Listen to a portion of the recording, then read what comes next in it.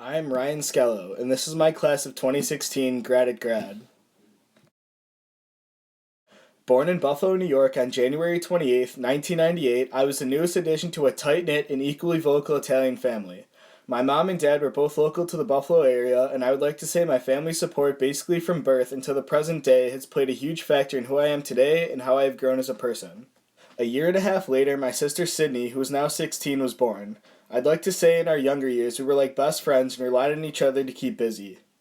I had relatively normal toddler years and was a very happy and outgoing kid, and nothing could keep me from smiling and laughing the loudest. Coming from the rather large suburb of Lancaster, I attended the Nativity of the Blessed Virgin Mary School in Clarence, where I ended up spending my 9 years of education prior to high school. Around the age of 5, I embarked on my long roller coaster ride of a soccer career, the seemingly endless journey inside the classroom, and my first development of friendships. Despite the many friends I came close to at Nativity, the defining friendship in my very early childhood was a kid outside of school I met named Brian Olday, in about second grade, who lived 2 doors down from me almost my entire childhood. He was 3 years older than me, but that never stopped us from almost single-handedly crafting the best childhood I could ask for, fueled by imagination, always being outside, and playing soccer. He was the big brother I never had, and he has been by my side from the time we met to the present day, and I couldn't be more grateful. I also couldn't go on without mentioning the friendship I grew with Parker Shetler, also outside of school, at around the same time, as we ended up playing on the same soccer team for nearly 7 years and are still very good friends to this day. Anyway, my years at Nativity were generally good, however somewhat bumpy when it came to the social aspect. Other than kids like Charles Colbert and Tyler Will, I struggled to find a core group of friends I wanted to be around. I had trouble adjusting from the elementary school years to the middle school years because I was stubborn and couldn't control the fact that I wanted to be different. Around 6th grade, my soccer career had started to take off. I joined Empire United, a high-level and very expensive soccer team, and had a relatively good first season, but I knew I needed to grow my skills. I hit my first real obstacle when doctors realized that a portion of bone in my arm had died from the lack of blood flow, most likely taking root in a collarbone injury that occurred in 3rd grade. Full recovery took almost an entire year, and I couldn't try out for Empire again. I hit the lowest point I had in my life up to that point. My mid-90s grades dropped a bit and my behavior worsened. My parents were a huge part of getting me through this, and I specifically remember my dad telling me, when one door closes, another opens, and that has stuck with me to this day. That is the reason I no longer get as distraught as I did back then and am relatively calm in negative situations.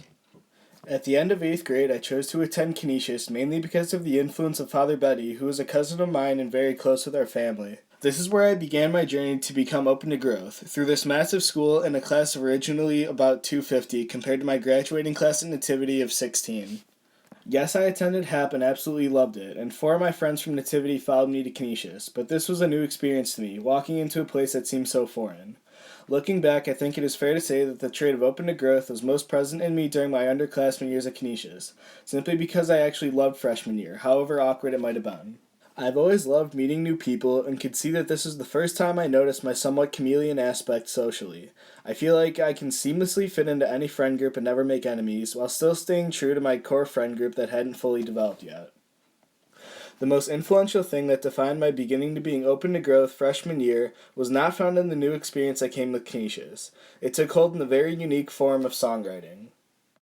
Outside of Canisius, Brian and Parker were joined by Brian's cousin Alex, who is another of my very good friends to this day.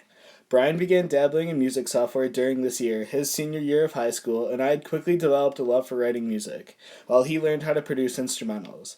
I didn't take the normal approach to it. I wrote to record memories, almost like a journal in music. I wrote my feelings, my little freshman views of the world, and hidden insecurities that I wasn't comfortable sharing around other people. My world was turned upside down the summer going into sophomore year, my toughest year emotionally at Canisius and the most transitional. Brian had announced to me that his family was moving to Detroit, Michigan in early June and that he would be going to college there. This tore me apart. Creating music was over. Basically anything reminding me of my incredible childhood I was letting go. It was my first of 2 major crossroads I had come to at Canisius High School. At the present, it's hard to believe and even admit that my best friend moving away was my first step towards helping me begin to appreciate everything that Canisius offered me. The summer going into sophomore year took me away from one friend group and helped me grow into another, and it couldn't have made me happier after such seemingly tragic news in my eyes. I had finally found another group of guys I could be myself around and simply enjoy life with. My memories with these boys took off during the soccer season, and we had a full lunch table and already tons of great experiences under our belt. I couldn't thank guys like Joe Foster, Mike Tierney, Charles Colbert, Will Bolton, and Tom Mancuso enough for helping me get back on my feet and basically being the people I could go to for nearly all 4 years at Canisius. Even with all of this, I missed songwriting, and the fact that so many kids made fun of my music made me despise Canisius in a way. That resonated in the back of my mind, and sophomore year, despite a new group of friends, was my worst year at Canisius. I couldn't handle the roller coaster of emotions. This was until I embarked on the MS retreat. It helped me find God again and urged me to be more positive and understand that everything happens for a reason. I've always been religious. My family had always gone to Mass weekly, and at Canisius, Father Betty in particular helped me find God through others and the growing amount of service I'd begun to do. This was the pinnacle of my trait of open to growth. I came to respect others' points of views by being able to realize my own flaws, as well as my motivation to be a leader and not sulk on the unchanging past. To conclude the first half of my high school journey, I had finally figured out how to accept setbacks as positive challenges. I came to terms with the fact that I had begun taking responsibility for my own life and my own decisions, but I still hadn't found out my true identity. The summer prior to junior year, I heard that Brian was coming back to Buffalo for college once school started again, and that kept my spirits up throughout another summer of much-needed growth. However, my focus was still on the upcoming Canisius varsity soccer season. Junior year, I quickly realized, was the most taxing year I had ever endured, but out of that, I came to develop the invaluable trait of loving. I quickly became more grateful for everyone in my life. My Canisius friends went out of their way to help me grow intellectually, as I'm not as smart as most of my close friends, but they motivated me to do my best and saw more in me than basically everyone but my parents. I became more grateful for friends that I got very close with, such as Mike Tenney, Noah Johnson, and Mike Feely. As well, with Brian back, songwriting and making music became a bigger part of my life than ever, and that friend group was stronger than it had ever been. I met my girlfriend, Elizabeth, who helped me get through such a grueling year and gave me my first glimpse of love and maintaining it, which was a whole new adventure on its own. When it came to the varsity soccer season, the team did not have the year it was expected of us. On the back of 4 straight defeats to St. Joe's during the season, the loss in penalty kicks in the finals was truly heartbreaking. The worst part was seeing the seniors, who I'd given everything for, never be able to touch a soccer field again. I would say I was closer to these seniors than a majority of my classmates. The negativity resulting from that was short-lived and turned into motivation for the next year to go to states. I worked harder than I had for anything. And still, despite all this, there were times during junior year I wanted to give up. Yes, I had gotten much more involved in the school, more than I could ever imagine, taking more of an initiative in the Berkman Society, becoming a group leader on the freshman retreat for the first of 2 years, participating in ski club, the Blue Crew, and finally, my second of 3 years of rugby. However, the AP classes, my grades, the pressure of college, the SATs, my career, and my future all clouded my vision to those wonderful aspects of my life until the 3 days at the end of the year. I attended Kairos 82 in March and went in with a level-headed, open mindset. I knew this would bring me closer with my brothers, and I wasn't wrong. The frankly jaw-dropping reality of the talks resonated with me throughout all moments of the retreat, and the letters from my friends and parents added to that growing confidence in myself and being grateful for those around me. It confirmed the trust I always had in these crucial people in my life and erased any doubt. After this retreat, with the reflections I did and the discoveries I made about myself, I came to a second major crossroad in my life, and I was desperate to change it. I now knew who I wanted to become, but I still couldn't figure out who I was. Junior year, I would split my life into 4 parts, almost the 4 faces of me, and more than anything, I wanted to make it one. Firstly was the person I was around my family. At home, I loved being around my family and truly wanted to make my parents proud, but I didn't show it at times and I let them down. After those Kairos letters, I realized that they had almost the same feeling about me, which made me feel a bit guilty. I became irritable because it was where I took out my problems and stress, and despite the effort of all of them to make me the happiest I could be, I mostly took it out on my sister, as somewhat childish as that might seem. My sister has had a huge impact on my life. She's been by my side in support all these years, and despite the hard time I might give her, she is the best sister I could ask for. But I distanced myself from her during this time, and again, that's not who I wanted to be. My parents work hard for me day in and day out, and I couldn't even pay them back with the respect they should expect from me. On the surface, my grades were good, I was bettering myself and simply figuring things out for the future, but the fact that I couldn't be myself around them bothered me. The second crossroad I came to was with my friends at school, a bit more of a positive one. I'd developed such a bond with these kids that they'd become my family and saw the best sides of me. Junior year was the most growth I had had in my life up to that point, and after finishing it, it seemed like nothing could bring me down. I embraced this brotherhood with all the effort and energy that I could, and I got more than I could ever ask out of it. Still, the looming stress and pressure had held me back from completely being who I wanted to be around them. I never accepted everyone and valued each person like I do in the present day, and I wasn't who I wanted to be when it came to those outside of my friend group and on the fringes of it. Like I was with my family, I didn't know where my identity was. My third crossroad came with the relationship with my friends outside of school. It began to seem like every time I met up with my childhood friend group, it was to help maintain it and not help it grow. This was simply because we had all become enveloped in our own lives and we didn't see each other as often.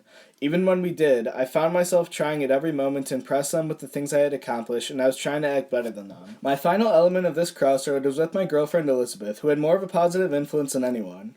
Our relationship had grown during junior year farther than I ever could have imagined. She became my best friend outside of the brotherhood and was there for me every step of the way. She gave my life another dynamic of purpose, different from anything else, the first prominent example of trust and love I had ever had in my life. The pinnacle of our relationship during junior year was prom, where we combined both parts of our friend group to make a huge squad to go with, along with a few other awesome people. This cemented in my mind that we would have a long future and that she was irreplaceable. However, I was afraid of messing such a great thing up and remained too cautious, without showing my passion for certain things in my life. Bottom line, I was at a four-way crossroad, and Kairos helped me realize this and urged me to set out and become a single person that was the same in all four of these aspects. This is what I did. This was my mission. I was determined to find this true essence of loving both myself and my identity, but also the people around me. The first step came on the Crisis of the Union course and the Gettysburg trip, which heavily enhanced the feeling of brotherhood, just when I thought it couldn't get more apparent at Canisius. I learned so much and got closer with a lot of kids who weren't in my immediate friend group, helping me grow further as a person and was influential in being someone I wanted to be. Beyond the retreats, it was one of the most significant bonding experiences at Canisius High School I'd experienced thus far. Leaving only a day after returning from Gettysburg, I departed to Newburgh, New York for my immersion trip. This was the biggest step forward in the sense of being loving. I saw the homeless on the street and the poverty in the city and just thought there had to be something we could do. We worked on small portions of a total of 4 houses throughout the 7-day trip with the Habitat for Humanity workers, as well as one of the hardest days of my life, salvaging 2x4s from the ash of a burned-down lumberyard. I met some unbelievable people and worked so hard putting in windows, nailing baseboards, as well as recovering the lumber. However, along with the reflections and living outside of the workday, there would be 2 places that would be etched into my memory forever. The Fort, we called it, which was 2 benches overlooking the Catskill Mountains for miles, and the Labyrinth. Both places I had conversations and reflections that changed my life and helped me realize how close these brothers are to my heart, as well as my true passion for service. After these 2 very significant experiences, I feel like I had exemplified who I wanted to be and began to love my own identity. I carried this throughout the summer and of senior year. I made some of the best memories I ever had, and slowly began seeing myself become the same person around the 4 most influential parts of my life. My pinnacle of encompassing the entire loving trait came in the soccer season of senior year, and looking back, this attitude change in myself is the most meaningful. I came into the season a captain and playing at the top of my game. I was confident, set high goals for myself, and had high expectations. It took a significant Achilles injury for me to realize that my individualistic attitude wasn't going to help this team. My mindset shifted towards the idea that if the team is succeeding and I am doing the utmost to help it, that I should not be selfish. This change paid off when I scored a goal in the Monsignor Martin Championship game against St. Joe's to help us reach states for the first time in 3 years.